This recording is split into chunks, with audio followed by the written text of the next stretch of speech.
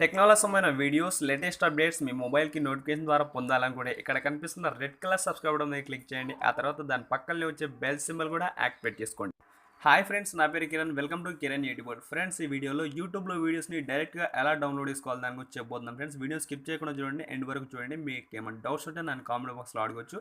వీడియోని ఇంకా లైక్ చెప్తే వీడియోని లైక్ చేయండి ఫ్రెండ్స్. మెయిన్‌గా వచ్చేసి మీ ఫ్రెండ్స్‌తో వీడియోని షేర్ చేయండి కంపల్సరీగా. ఇది చాలా యూజ్ఫుల్ విషయం, ఓకేనా?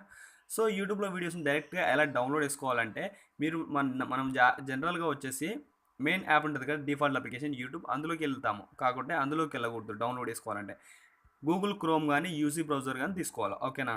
గుర్తుపెట్టుకోండి, మళ్ళీ చెప్తున్నాను. గూగుల్ క్రోమ్ కానీ యూజీ బ్రౌజర్ కానీ తీసుకోవాలి. తీసుకొని అందులో మీకు ఏదైనా నచ్చిన వీడియోని సెలెక్ట్ చేసుకొని ఇలా దాని ఐపీ అడ్రస్ ఉంటుంది పైన, వెబ్ అడ్రస్. సో ఈ వెబ్ అడ్రస్లో ఇక్కడ m.youtube.com అని చెప్పేసి ఇక్కడ ఉంది కదా. సో ఇక్కడ యూట్యూబ్ కంటే ముందు నుండి టోటల్ మ్యాటర్ని రిమూవ్ చేయాలి. రిమూవ్ చేసేసి జస్ట్ ఇక్కడ SS పెట్టాలి.